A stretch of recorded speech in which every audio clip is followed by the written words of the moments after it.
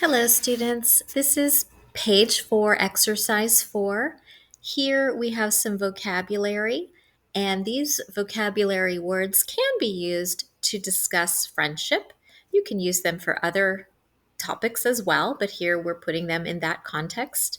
And specifically, we're going to look at some word families. We're going to look at words in their verb and adjective form. So if you know one form of the word, you might know the other. So that's what we're going to determine here. Okay, so number one, do you know the verb to admire? Admire. Okay, well, the adjective form of that, it could be a couple of things. We are going to use the adjective form admirable. Admirable. Okay, I'm going to write that in for you.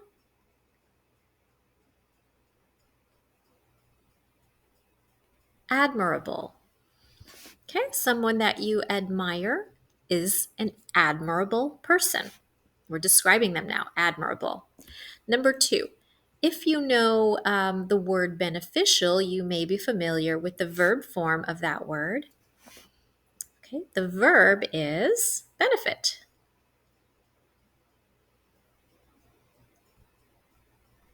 You can definitely benefit from English classes. All right. Number three, clash. To clash. Are you familiar with this word? A lot of times students aren't. To to clash can means to conflict or to not work well together, to go against. So the adjective form of clash is clashing. Have you ever heard of clashing colors or patterns? So you can use this word to describe people or things. Clashing colors or patterns don't go well together. They don't look good together. Number four, to empathize. Empathize is our verb. What is the adjective form? Well, we use this word to describe people. A person who can empathize is empathetic. They can understand a person's feelings, or at least try to understand someone's thoughts and feelings or situation. Number five, the verb is pronounced endure. Endure. Do you know the adjective form? This is another one where you just add ing, enduring. Enduring. Okay, enduring means continuing, lasting. Okay, for example, your friendship is an enduring friendship, it continues. Finally, we have the adjective harmonious. What is the verb? Well, it's harmonize. Harmonize. To harmonize. So to harmonize is the opposite of clash. Harmonize means works well together. So sometimes, probably this word is most frequently used to discuss music and singers whose voices are different, but they work well together.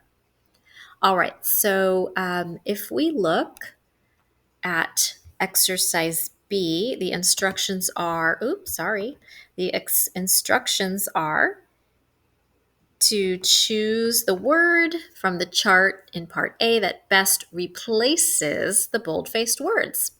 Okay, so you're going to have to make sure you understand what you're looking for. Are you looking for a noun, or a verb or an adjective?